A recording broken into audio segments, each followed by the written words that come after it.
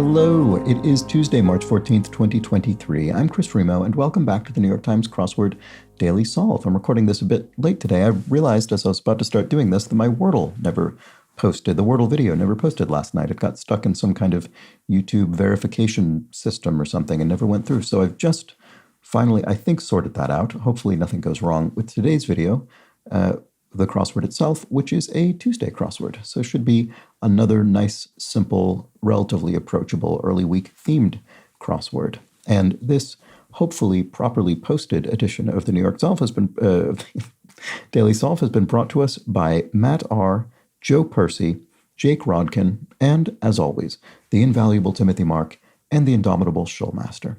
So thank you so much to the 5 of them, benefactors of the Daily Solve Patreon campaign, for their generous support in bringing us this series and sustaining this channel. I do very much appreciate that, and I appreciate the efforts of all of my patrons. Thank you if you're one of them. It does really mean a lot. If you'd like to become one of them, you can head over to patreon.com/dailysolve or click the link in the description field underneath the video, of course. And by doing so as a benefactor, you can get access to the Daily Solve Let's Check the Crosses mug. And as a patron at any level, you will get all of the bonus videos that have gone up on the channel to date, as well as the new ones that go up each week. So again, thank you to all of my patrons. And also thanks to all of the subscribers of the YouTube channel. Please do subscribe if you've not yet done so. It does help out quite a bit, and it's easy and free. Another thing that's easy and free is joining the Daily Solve Discord chat server, which you can do through another link in the description field. All right, so let's get on to today's puzzle. This was constructed by Peter Gordon, a very experienced crossword constructor with well over 100 puzzles in the New York Times to his name, and it was edited, as always, by Will Shortz. So let's start solving, and I can already see some circled cells. Oh, interesting. I just clicked on that to see what it was, and it's just a space and then the number 4. And it looks like all of these circled answers are just spaces and then numbers. Oh, interesting. And each one is double the previous. So we have 4, 8, and then 16. That's interesting. So those are powers of 2. So this is 2 to the second, 2 to the third, and 2 to the fourth. I don't know if that's a coincidence or what. Anyway, what butchers trim away? Butchers often trim away fat. And a hat with a tassel is a fez, is a hat that famously has a tassel. He died the most beloved person on the planet, per Ken Burns. I don't know, Muhammad Ali maybe? I'm not sure. I don't know that quote, I don't think. Telephone Line banned to fans. Telephone Line is a song by the Electric Light Orchestra, or ELO, to fans, I suppose. This probably is Ali. Nada, yes, Nada is zip, zilch, 0. And head honchos could be top brass or top... not sure. Woman in French is femme, spelled in this manner, generally pronounced femme in English. And blank 4, what is that? Oh, final 4? In a sort of tournament setting, maybe? Does that work? Letter-shaped train track beam, right? It could be an I-beam. You could have a train track made of I-beams. That looks like it might be right. Rapper Minaj, Nicki Minaj. So what about this? Blank 8. Oh, Elite 8. So it is going to be a tournament thing. So not I-beams on the train track. I-rail train track beam? I-rails? Is that? Actually, I don't think I know that term, if that is indeed the answer, which it may not be. Guitarist Clapton, Eric Clapton. Truck brand with a bulldog in its logo, Mack Truck. And then podcaster's purchase is a mic.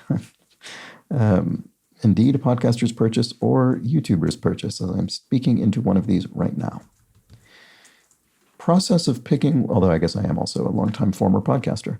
Process of picking winners in 51 across. Oh, so that reminds me, I could probably fill this in.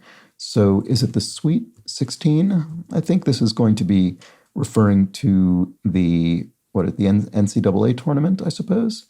And process of picking winners in 51 across. So probably bracket something. And then this says, yes, annual college basketball tourney, rounds of which can be found in the circled squares at their appropriate numbers. Oh, is that Oh, right, because it's actually the clue numbers. I didn't even perceive that. Sorry about that. So this was 4 down, 8 down, and 16 across, corresponding to the Final Four Elite 8 and Sweet 16. So this would be the NCAA finals or something? What would it be?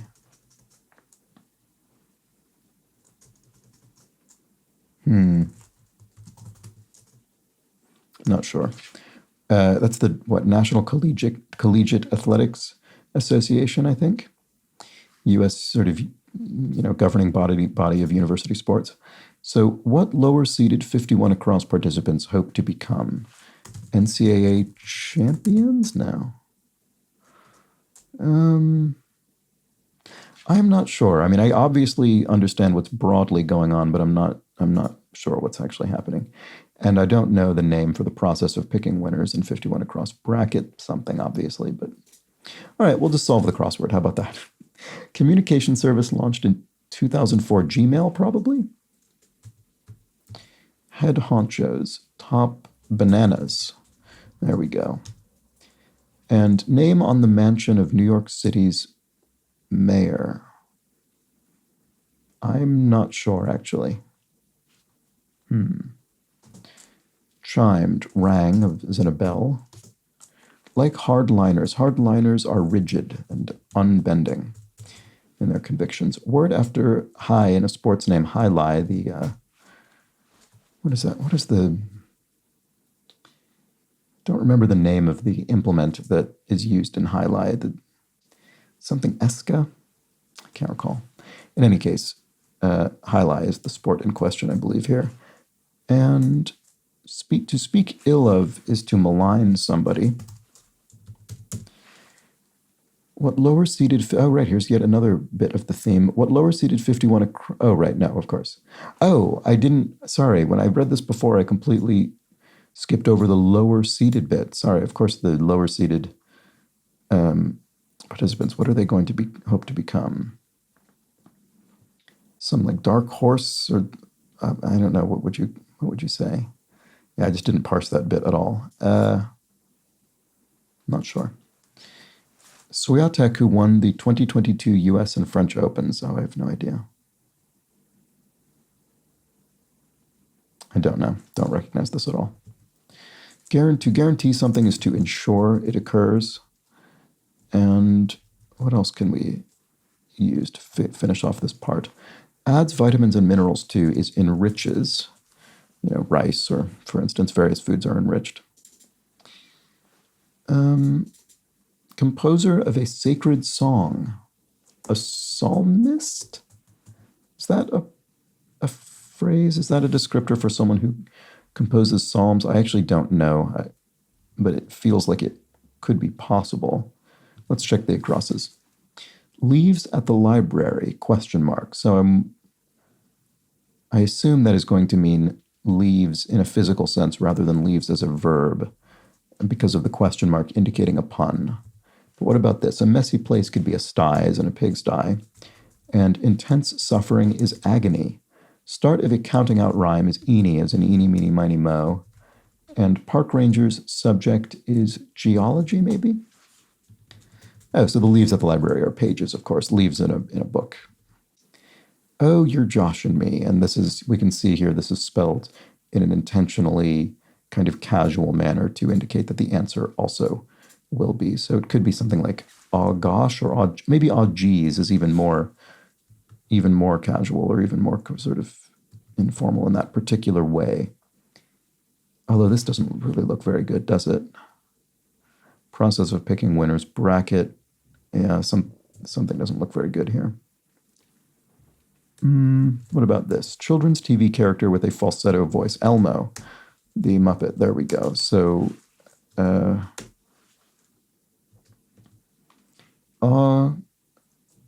don't know. I could have more than one thing off here, I sort of suspect. Good times, ? I don't know. I think geology might be wrong. Oh, geography, probably. Is that more likely? I don't know. I'm going to leave that blank. Something's not right here, but we'll come back to it with crosses. Enjoying a candlelit meal, say. Dining, maybe as simple as that. Ah, you're joshing me. I'll go on. I mean, yeah, that could match. But I'm still going to leave it for now. Good times, question mark. Old. Why is good in quotations? What is that getting at? I'm not sure. Down in the dumps. If you're down in the dumps, you're sad. Is it that straightforward? Sound from an owl. Not sure. 2,808 square feet for a tennis court. That must be the area of a tennis court. And Greek letter used for a 2021 COVID variant. Delta, I suppose. It was using, there were several of them, obviously. Nincompoop could be an ass. And building annexes are often called L's when they're shaped like L's, a sort of additional construction added onto a building. How a well-plotted story wraps up. It often wraps up neatly. The plot threads all sort of converge. Oh, good times are old days? Why? No. Why is that good? And why is good in quotation marks like that? Old days, good times. Oh, I see. As in the good old days. I see. It's referring to that in the entirety of that phrase. Oh, is it bracketology? Okay, I've never heard that word. The process of picking winners, bracketology, but it sounds like what it would be. So that would confirm psalmist and I'll go on and geography rather than geology. Okay, I'm satisfied with that. Took a bit of inference on both bracketology and psalmist, but we got there.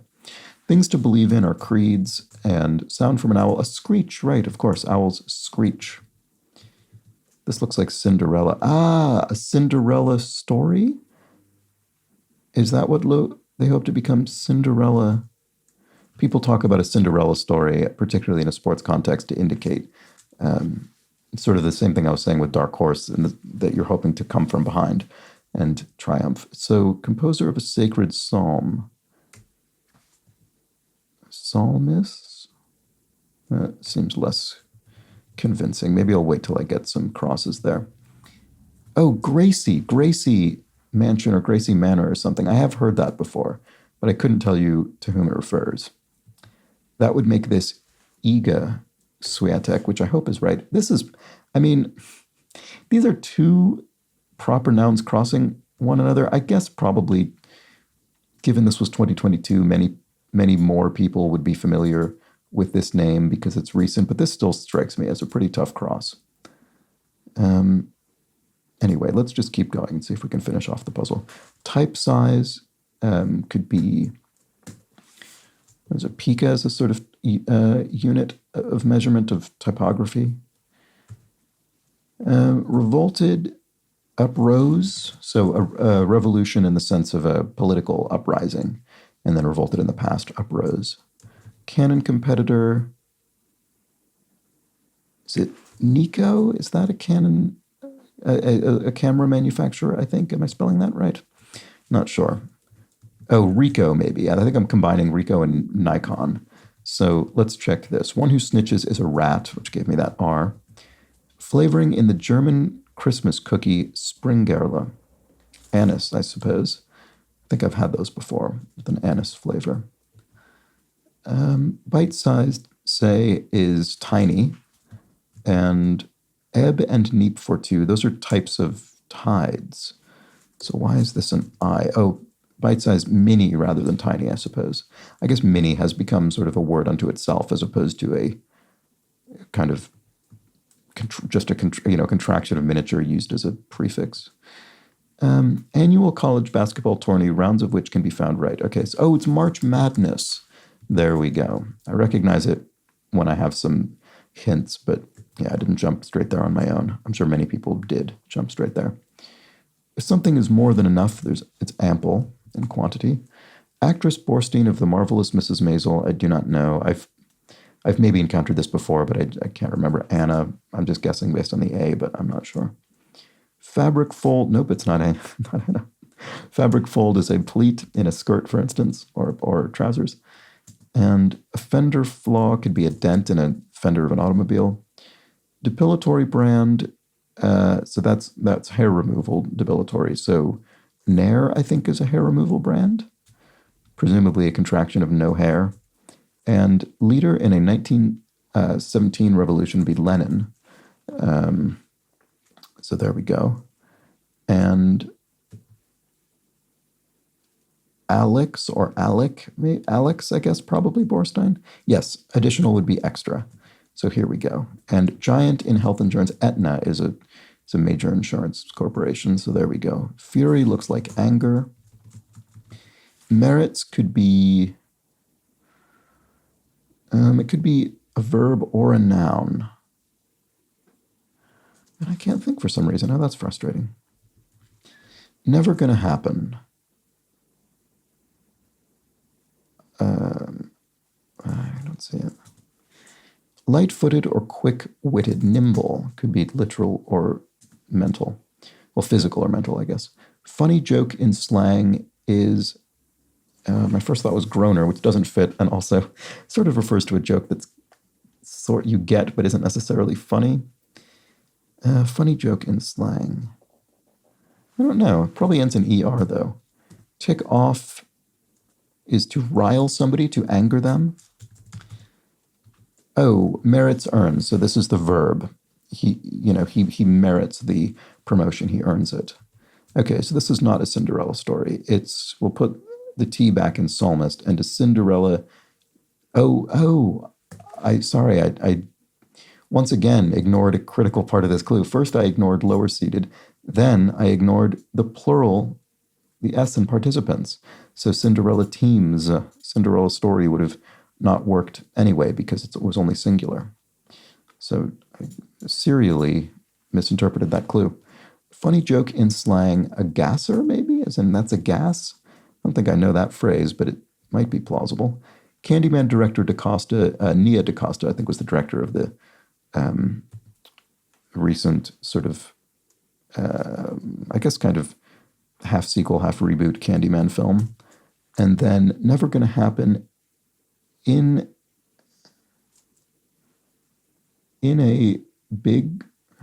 what is this? PD alerts, APBs, all points bulletins. So this is police department alerts. This is if someone is being, if there's a search for somebody, they could put out an all points bulletin. In a pig's ear, is that it? In a pig's ear? That sort of sounds familiar. Never going to happen. Let's check that. Wood used in cabinetry. Elm, I guess, with an E.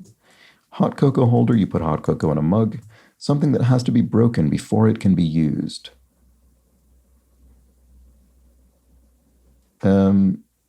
Rug, rag, broken. No, I'm not seeing it. Who's solving this puzzle? Okay, I think, in a pig's eye. That's the phrase. And who's solving this puzzle is you. And an egg must be broken before it can be used. That's not true. Well, that depends what you mean by used, I suppose. Depends what you're using it for. Because you could dye an egg and use it without breaking it. But I suppose even then, typically you would still poke a hole in it to let out the inside. And that is still breaking it. So fair enough. Captain's journal is a log. And there we go. All right. So we had a theme that sort of revealed itself very quickly, but I think as much because of my lack of instincts around sports questions as much as anything else, it didn't fully come together until almost the end of the puzzle. But it was nice because it meant that despite being a fairly simple theme in terms of its mechanism, it actually was quite thoroughly explored over the course of the solve. So we started with this Final Four, Elite Eight, and Sweet 16 representing kind of phases of a tournament. And then the tournament in question is March Madness, the annual NCAA basketball tournament. And we just had a few other concepts relating to it. So we had the concept of bracketology, which is the process of picking winners in such a tournament, and the concept of Cinderella teams, which is what a lower-seeded participant might hope to become, or rather what lower-seeded participants hope to become. That plural that I seem insistent on ignoring. So there we go. A very nice, well-explored theme in a puzzle with a few tricky bits. I thought this Gracie and Iga was a pretty tough cross, and there were a couple of other of those. Psalmist and bracketology I thought were slightly tricky, but those both feel more... Neither of those is a proper noun, technically, although bracketology is probably a relatively recently coined term. But there we go. A really nice puzzle, I thought. Let me know how you fared with this one. Obviously, there's certainly a strong U.S. cultural context applied to the overall subject of the theme, but mainly March Madness. I've heard this sort of Cinderella terminology used not just in the U.S., and then the Sweet 16 and Elite 8, I think, is kind of specific to that particular tournament, although I could be wrong. But there we have it. Interested to hear how others fared with this one. I'm sure many people jumped straight to all of these answers much more efficiently than I did, but I'm curious to know. And that's that for the Tuesday puzzle. So I did also set aside some clues from yesterday's crossword, and let's discuss those. First off, Spikel Thing, I think, has pointed this out before, and I apologize for not internalizing it, but says Maoris pronounce Maori as Maori rather than what I said, which I think was something more like Maori or something, which I need to train myself not to do, so I apologize. And I think others had the same observation, but Spikel Thing, I think, was the first person on yesterday's comments who pointed that out. And on the same topic, Ethan W. points out that New Zealand actually effectively has 3 official languages: Maori, New Zealand Sign Language, and English. And I think, as is the case with the majority language in many countries, English is considered a de facto official language, while New Zealand Sign Language and Maori have been codified by law. Maori in 1987 and New Zealand Sign Language in 2006. So that contradicts the clue yesterday that I think referred to 2 official languages of New Zealand. So that's very interesting. And let's see, what else? Oh, several people, including Stephen Giblin and Brian, pointed out that, once again, this is a mistake I've made a number of times in the past. CDs are certificates of deposit, not cash deposits. And as Brian points out, the depositor puts their money in for a fixed period of time for a better interest rate, sort of like a short-term bond. And yes, I'm definitely aware of what they are in substance, but for some reason, I seem insistent on misremembering the meaning of the initialism. I don't know why. Thank you for pointing it out. There are people who point this out every single time I make that mistake, and I don't know why. I have not yet been able to keep it straight in my mind. Finally, Dragon Traces points out that the word spelled Tousle is pronounced tousle, like towel, not tousle, or something. I don't remember how exactly I said it, but something closer to that. So thank you for that pronunciation note as well. So several comments on a theme. The overlap of pronunciation and recurring errors on my part. So thank you to everybody who comments with those corrections. And I'll be back tomorrow for the Wednesday puzzle, a midweek, mid-difficulty crossword with a theme. So do join me, and we'll see how that one goes. But until then, please do have an excellent remainder of your Tuesday. Take care.